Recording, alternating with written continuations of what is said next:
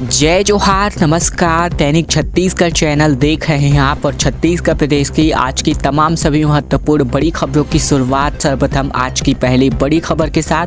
प्रदेश के सभी विश्वविद्यालयों में अध्यादेश का एक नियम बदलने वाला है, जिसके अंतर्गत 5 विश्वविद्यालय के 58,916 छात्र फेल से सीधे पास होने वाले हैं। अटल यूनिवर्सिटी में 8,500 छात्र 2 विषयों में फेल है, जबकि रविशंकर यूनिवर्सिटी की बात करें तो 25,000 सहित नंद कुमार पटेल यूनिवर्सिटी में 9,000, जबकि संत गुरु गहिरा यूनिवर्सिटी में 6,690। इसके अलावा शहीद महेंद्र कर्मा यूनिवर्सिटी बस्तर में तकरीबन 9,726 छात्र 2 विषयों में फेल हैं। ऐसे में उच्च शिक्षा विभाग के इस आदेश के प्रभाव की वजह से प्रदेश के सभी विश्वविद्यालयों के छात्रों को फायदा मिलेगा। तकरीबन 58,916 छात्र ऐसे हैं जो फेल से कैटेगरी से सीधे पास कैटेगरी में पहुंच जाएंगे। प्रदेश की 5 यूनिवर्सिटी में 4,52,071 छात्रों ने परीक्षा दी थी और इनमें से 1,19,283 छात्र फेल हो गए। इनमें से 2 विषयों में फेल होने वालों की संख्या 58,916 है और इन छात्रों के संबंध में बीते दिन उच्च शिक्षा विभाग ने प्रदेश के सभी विश्वविद्यालयों के कुल सचिवों की बैठक ली और निर्देश भी जारी किए। रायपुर का हाल इन दिनों बेहाल होता नजर आ रहा है। रोड पर गड्ढे, धूल के गुबार नजर आ रहे हैं। 1 महीने तक खराब सड़कों पर ही लोग चलने वाले हैं। बारिश के बाद ही यहां पर स्थितियां सुधरने वाली है। रायपुर में स्मार्ट सिटी प्रोजेक्ट के तहत पाइपलाइन बिछाने और केबलिंग के लिए कई कॉलोनियों और गली मोहल्लों में गड्ढे कर दिए गए हैं। टाइम लिमिट की बैठक के बारिश के बाद 15 सितंबर से सड़क सुधार कार्य करने का निर्देश दिए गए हैं। नगर निगम के सुपरिटेंडेंट इंजीनियर राजेश शर्मा के मुताबिक 30 सितंबर तक सारे काम कर लिए जाएंगे। 1 महीने में जिन सड़कों पर केबलिंग और पाइपलाइन का काम होना है उन्हें पूरा कर लिया जाएगा। फिर कंक्रीटीकरण के बाद डामरीकरण और रोड मार्किंग का काम किया जाएगा। वहीं अगर बात करें तो यहाँ पर Malviya Road, MG Road, KK Road और एमजी रोड को जोड़ने वाली 5 सड़कें कोतवाली चौक से सदर बाजार होते हुए आजाद चौक तक, बूढ़ा मंदिर से लेकर के चौक तक, लाखेनगर चौक तक, बूढ़ा मंदिर चौक से लेकर पुलिस लाइन गेट वाली सड़क तक, चांदनी चौक से लेकर भाटागांव बस टर्मिनल तक, वहीं महिला थाना से लेकर शास्त्री चौक तक, जबकि बंजारी चौक से जीई रोड और शास्त्री बाजार से मालवीय रोड तक के रोड की स्थितियां बेहद खराब है। राज्य सरकार के खिलाफ हाईकोर्ट अब ईडी जो है पहुंच चुकी है। शराब घोटाले के मामले की जांच सीबीआई से कराने की मांग इस पर की जा रही है। 2 आरोपियों को यहां पर जमानत मिल चुकी है। छत्तीसगढ़ में शराब घोटाले के मामले में अब सीबीआई की एंट्री के आसार हैं। खुद ईडी ने इस केस की जांच को सीबीआई को देने की मांग हाईकोर्ट से की है। बीते दिन बिलासपुर हाईकोर्ट में याचिका दायर की गई है। ईडी ने शराब घोटाले मामले में प्रदेश सरकार के खिलाफ दखल का दावा करते हुए केस को सीबीआई को सौंपने की बड़ी वजह बताई है। वहीं दूसरी तरफ रायपुर की सेंट्रल जेल में बंद है। इसके अलावा बात करें तो शराब घोटाला मामले में 2 आरोपियों को जमानत भी मिल चुकी है। ईडी के अधिवक्ता सौरभ पांडे ने बताया है कि शराब घोटाले मामले में गिरफ्तार आरोपियों को प्रशासनिक संरक्षण दिया जा रहा है। जेल में आरोपियों को विशेष सुविधाएं उपलब्ध कराए जाने की बात भी सामने आई है। ईडी ने इन तमाम बातों को हाईलाइट करते हुए मामले की जांच सीबीआई से कराने की मांग रखी है। अदालत जल्द ही इस याचिका पर सुनवाई कर सकती है। रायपुर में मौसम बदला, जिसकी वजह से झमाझम बारिश होती नजर आई। उमस भरी गर्मी से राहत मिली। बस्तर और सरगुजा संभाग में बूंदाबांदी के आसार हैं। रायपुर में सुबह से ही बादल छाए रहने के बाद कई इलाकों में झमाझम बारिश हो गई। राहत की फुहारों को लोगों को उमस से भरी गर्मी से राहत मिली। इधर छत्तीसगढ़ में बीते 6 दिनों से बारिश नहीं हो पाने के कारण तापमान में वृद्धि हो गई है और नमी तेजी से घटती जा रही है, जबकि प्रदेश के कई जिलों में उमस भरी गर्मी की वजह से लोगों को परेशान का सामना करना पड़ रहा है। इधर बस्तर और सरगुजा के कुछ जिलों में हल्की से लेकर मध्यम स्तर की वर्षा की संभावना है। मौसम विज्ञान विभाग से जारी आंकड़ों के मुताबिक बीते दिन रायपुर का अधिकतम तापमान 34.2 डिग्री सेल्सियस रहा, जो कि सामान्य से 4 डिग्री सेल्सियस ज़्यादा है। इसके अलावा नमी 76 से लेकर 60% तक के रही। नमी घटने की वजह से उमस बढ़ ही रही। इसके अलावा माना एयरपोर्ट, बिलासपुर, पेंड्रा रोड और अंबिकापुर में लगभग तापमान 30 से लेकर 32 डिग्री सेल्सियस तक रहा।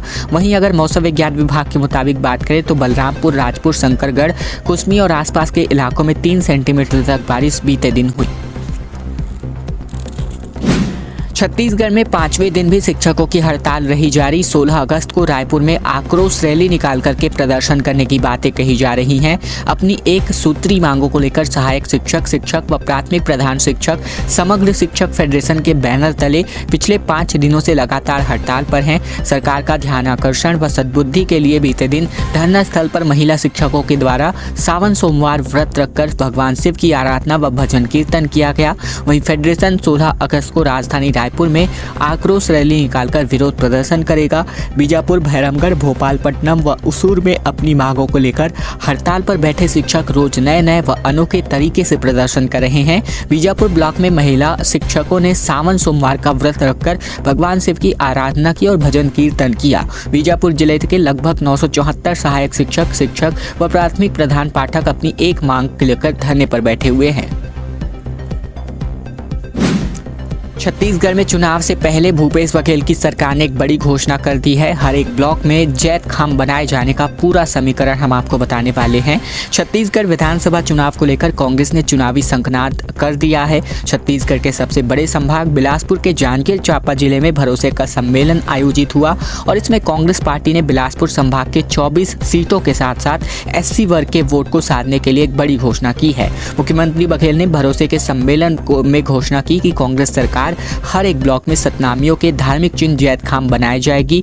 इसके लिए उन्होंने अधिकारियों को निर्देशित भी कर दिया है। जांजगीर चांपा जिले में 3 विधानसभा सीट है जबकि 1 लोकसभा सीट है और इनमें कांग्रेस पिछले चुनाव में जीत नहीं पाई थी, लेकिन इस बार विधानसभा के साथ साथ लोकसभा चुनाव में भी इस बार इस इलाके में चुनाव जीतने के लिए एड़ी चोटी का जोर कांग्रेस लगा रही है। SC वर्ग से आने वाले कांग्रेस के राष्ट्रीय अध्यक्ष मल्लिकार्जुन खड़गे के हाथों 400 करोड़ से भी अधिक के विकास कार्यों की सौगात दी गई और इसके अलावा छत्तीसगढ़ की प्रथम महिला मिनी माता के नाम मेडिकल कॉलेज खोलने की भी घोषणा की गई। छत्तीसगढ़ में 12 ट्रेनें एक बार फिर से कैंसिल कर दी गई हैं। मेंटेनेंस कार्य के चलते रेलवे ने फैसला किया 16 से लेकर 23 अगस्त तक ये गाड़ियां नहीं संचालित होंगी। छत्तीसगढ़ से होकर चलने वाली ट्रेनों को कैंसिल करने का सिलसिला लगातार जारी है। इसी कड़ी में रेलवे ने एक बार फिर से ट्रैकों के सुरक्षा व रखरखाव के बहाने 12 ट्रेनों को कैंसिल कर दिया है। बताया जा रहा है कि 16 से लेकर 23 अगस्त तक सुधार कार्यों के चलते कुछ गाड़ियों का परिचालन बंद रहेगा। रेल प्रशासन की ओर से इंफ्रास्ट्रक्चर डेवलपमेंट और बारिश में ट्रैकों के रखरखाव के बहाने पिछले 1 महीने से ज्यादा समय का वक्त हो चला है। यात्री ट्रेनों को रद्द करने का सिलसिला लगातार जारी है, जिसके कारण यात्रियों को परेशानियों का सामना लगातार हो रहा है। खासकर ट्रेनों में रोजाना आना जाना करने वाले यात्री ज्यादा परेशान हैं। इसके पहले रेलवे ने राजनांदगांव रेलखंड में इंटरलॉकिंग काम के चलते छत्तीसगढ़ और मध्य प्रदेश से होकर महाराष्ट्र तक जाने वाली 17 गाड़ियों को कैंसिल कर दिया था। 98 लाख से ज़्यादा महिला वोटर्स को साधने की कवायद कांग्रेस ने शुरू कर दी है। 15 अगस्त को बेटियों के संग ध्वजारोहण यूथ कांग्रेस करने वाली है। शक्ति क्लब का गठन भी अब शुरू हो चुका है। छत्तीसगढ़ में आधी से ज़्यादा आबादी महिलाओं की है और सभी राजनीतिक दलों का फोकस महिलाओं पर अधिक होता है। प्रदेश की 98 लाख से ज़्यादा महिला मतदाताओं को साधने का जिम्मा कांग्रेस ने अपनी यूथ विंग को दिया है, जिसमें से महिला मतदाताओं पर फोकस कर कार्यक्रम आयोजित किए जाएंगे। इसी कड़ी में प्रदेश में पहला कार्यक्रम 15 अगस्त को यानी आज के दिन ध्वजारोहण करके होगा और फिर शक्ति क्लब का गठन किया जाएगा। प्रदेश की हर एक विधानसभा में बेटियों का ध्वजारोहण किया जाएगा। इसके अलावा यूथ कांग्रेस के देशव्यापी अभियान शक्ति सुपर SHE के माध्यम से तहत ये आयोजन किया जा रहा है। रायपुर में कांग्रेस मुख्यालय राजीव भवन में इस अभियान का पोस्टर लॉन्च किया गया, जिसमें प्रदेश अध्यक्ष दीपक बैज, यूथ कांग्रेस अध्यक्ष आकाश शर्मा और प्रदेश प्रभारी पलक वर्मा मौजूद रहीं। और अब खबर संस्कारधानी राजनांदगांव से, जहां पर विभिन्न बड़ी तादाद में महापौर हेमा देशमुख के नेतृत्व में 26 गांवों के कांवड़ियों ने इस रैली में हिस्सा लिया। छत्तीसगढ़ के राजनांदगांव जिले में बीते दिन छठे सावन सोमवार के अवसर पर अंजोरा स्थित गंगोत्री मंदिर में भगवान जलाभिषेक करने के लिए बीते दिन से पुलगांव शिवनाथ नदी से लेकर जल लेकर कांवड़ियों का जन सैलाब नजर आया। पुलगांव स्थित शिवनाथ नदी के तट से हजारों की तादाद में महिला और पुरुष शिव भक्त के रूप में कांवड़ लेकर रवाना हुए। कांवड़ यात्रा में शामिल होने के लिए राजनांदगांव ग्रामीण के लगभग 26 गांव से ग्रामीण पहुंचे। कांवड़ यात्रा का स्वागत करने के लिए विशेष रूप से दुर्ग महापौर धीरज बाकलीवाल पहुंचे थे। और अब खबर बीजापुर जिले से आ रही है, जहां पर सैलानियों से नंबी जलप्रपात गुलजार होता नजर आ रहा है। नक्सलगढ़ में बेखौफ होकर के लोग अब यहां पहुंच रहे हैं। 2 दिनों में ही 100 से ज़्यादा लोगों ने यहां का लुत्फ उठा लिया है और धीरे धीरे तादादों की संख्या अब बढ़ती जा रही है। दरअसल दक्षिण बस्तर के बीजापुर जिले के नक्सलगढ़ क्षेत्र में स्थित नंबी जलप्रपात सैलानियों से गुलजार होता उठा दिखाई दे रहा है। 2 दिनों के अंदर तकरीबन 150 से अधिक सैलानी नंबी जलप्रपात की खूबसूरती को करीब से निहारने पहुंच गए हैं। अच्छी बात यह है कि लोग जंगलों में कहीं भटक ना जाए, इसीलिए स्थानीय युवाओं ने एक समिति का निर्माण भी किया है और पर्यटकों को जलप्रपात तक पहुंचाया जा रहा है। प्रति व्यक्ति के हिसाब से 100 रुपए का शुल्क भी लिया जा रहा है। जिला मुख्यालय से तकरीबन 60 किलोमीटर की दूर पर नंबी जलप्रपात स्थित है। नंबी गांव तक पहुंचने बीजापुर से आवापल्ली, फिर उसूर और फिर गलगम को पार करने के बाद नंबी गांव पहुंच सकते हैं। नंबी गांव में पिछले कुछ महीनों तक न तो सड़क थी और न ही सुरक्षा बलों का कैंप। ये इलाका नक्सलियों के प्रभाव में था, जिसके चलते सैलानी यहां तक पहुंच पाना संभव नहीं था। पुलिस और प्रशासन की पहल से पहले गलगम और फिर नंबी में कैंप खुलने के बाद उसूर से नंबी तक सड़क को बहाल करने की दिशा में तेजी से काम हुआ है। और अब सियासत जो है बुलडोजर के नाम पर थमती नजर नहीं आ रही है। लगातार सियासत का काम बढ़ता जा रहा है। मुख्यमंत्री भूपेश बघेल ने कहा कि अरुण साहब अपने घर से शुरुआत करें, रमन के बताए कमीशन खोर के घर जो चलाना है चलाएं। दरअसल छत्तीसगढ़ में बुलडोजर पर शुरू हुई सियासत अब खत्म होने का नाम नहीं ले रही है। लगातार नेताओं के बड़े बयान इस मामले में सामने आ रहे हैं। मुख्यमंत्री बघेल ने साहब के बुलडोजर वाले बयान पर निशाना साधा। सीएम ने कहा कि बहुत अच्छी बात है अरुण साहू ने कही है, क्योंकि रमन सिंह ने खुद ये स्वीकार किया है कि 1 साल कमीशन खोरी बंद कर दो, उसके बाद 30 साल करो। उन्होंने कहा है कि कमीशन खोरी बंद नहीं की और सत्ता से चले गए। 15 सालों की सरकार 15 सीटों में सिमट गई। अरुण साहब इसकी शुरुआत पहले अपने घर से करें। जितने कमीशन खोर रमन सिंह ने बताए हैं, उनके पहले घर में बुलडोजर चलाएं। वो चलाना जरूरी है। हम बुलडोजर चलाने में विश्वास करते हैं, बल्कि कानून पर भरोसा करते हैं। और अब खबर गौरेला पेंड्रा को लेकर के सामने आ रही है, जहां दोनों नगर पंचायत अब नगर पालिका घोषित किए जा चुके हैं। छत्तीसगढ़ के नवोदित जिले के 2 बड़े शहरों जैसे कि गौरेला और पेंड्रा नगर पंचायतों को अब प्रदेश सरकार ने नगर पालिका घोषित कर दिया है। पेंड्रा और गौरेला दोनों नगर पंचायत अब नगर पालिकाएं होंगी।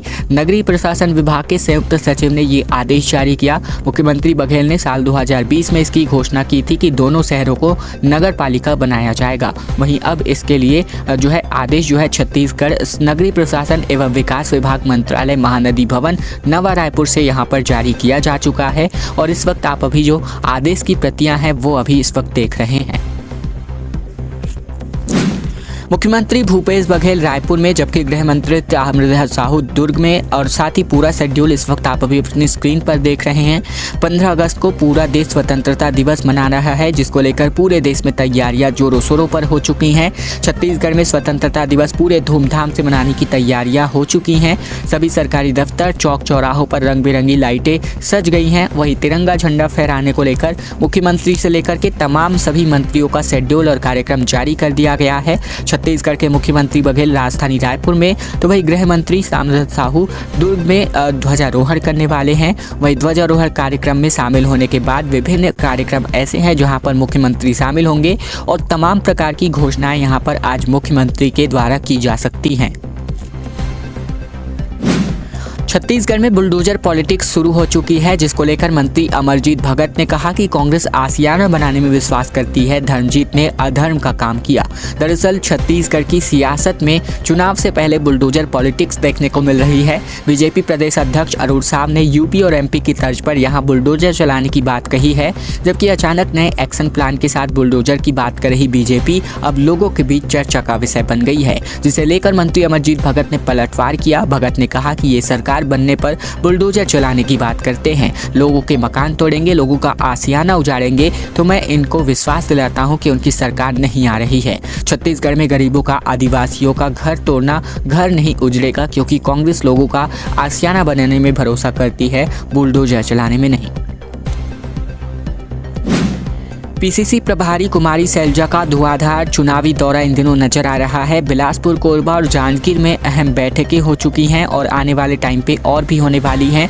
भरोसे के सम्मेलन के सफल आयोजन के बाद अब छत्तीसगढ़ कांग्रेस की प्रदेश प्रभारी कुमारी शैलजा पूरी तरीके से चुनावी एक्शन मोड में नजर आ चुकी है। एआईसीसी के निर्देश के बाद अब वह प्रदेश भर के दौरे पर रवाना होने जा रही है। अलग अलग संभागों के प्रवास पर होंगी और इस दौरान पीसीसी के बड़े पदाधिकारी भी उनके साथ होंगे। जानकारी के मुताबिक कुमारी शैलजा अपने प्रवास के पहले चरण पर बिलासपुर संभाग के दौरे पर जाएंगी और वे बिलासपुर के 16 अगस्त, जांजगीर चांपा में 17 अगस्त, जबकि आखिरकार 18 अगस्त को ऊर्जाधानी कोरबा में जिला कांग्रेस कमेटी के पदाधिकारियों की बैठक लेने वाली हैं। खैर दोस्तों, आज की खबरों का सिलसिला बस यही तक का था। अगर आपको यह वीडियो पसंद आए तो वीडियो को लाइक करना मत भूलिएगा। चैनल पर अगर आप नए हैं तो चैनल को भी जरूर से सब्सक्राइब कर लीजिएगा ताकि प्रतिदिन की महत्वपूर्ण खबरें छत्तीसगढ़ समाचार हम आप तक रोजाना पहुंचा सकें।